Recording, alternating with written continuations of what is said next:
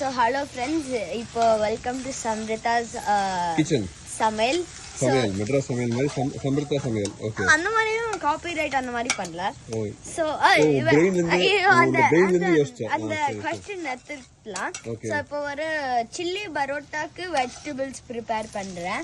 So இப்போ சும்மா வந்து ஆனியன் அப்புறம் கேரட் நல்லா சாப் பண்ணிட்டு எண்ணெயில போட்டு நல்லா வேக வச்சிக்கிறோம். சோ இப்போ எங்க இருக்கோம்னா கெஸ் பண்ணுங்க.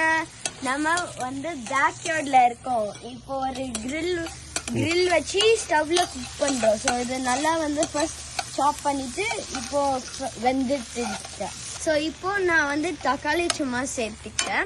ஸோ உங்களுக்கு எவ்வளவு வேணா தக்காளி சேர்த்துக்கோங்க. நான் வந்து இந்த ஸ்டவ்வோட 2 தக்காளி சேர்த்துக்கிறேன். அப்புறம் ஆனியன்ஸும் வந்து 2 ஆனியன்ஸ்.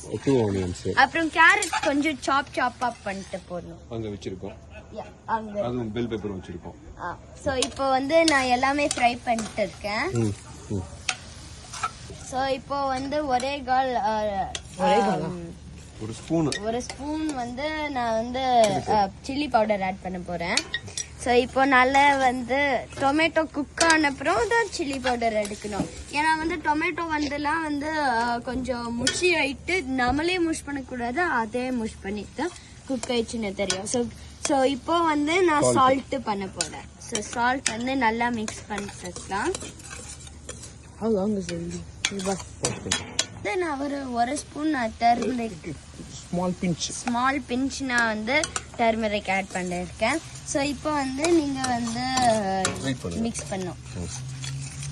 இப்போ வந்து கேப்சிகமும் கேரட்டும் சேர்த்துருக்கோம். ஸோ வந்து கேப்சிகம் வந்து ஒரு ரெட் கேப்சிகம் 1 சேர்த்திருக்கோம். கேரட்டும் 1 நல்லா இந்த மாதிரி ஷெட் பண்ணி போட்டுக்கோங்க. நான் வந்து கேப்சிகம் சாப்பிடவே மாட்டேன். சாப்பிடுவேன். இப்போ நல்லா மிக்ஸ் பண்ண போறோம். சோ இந்த மாதிரி கெட்டியா சொல்ல முடியாது, ஆனா கொஞ்சம் குக்டா பண்ணிட்டு நம்ம பரோட்டா கட் பண்ணி ஆட் பண்ணிடலாம். ஆமா.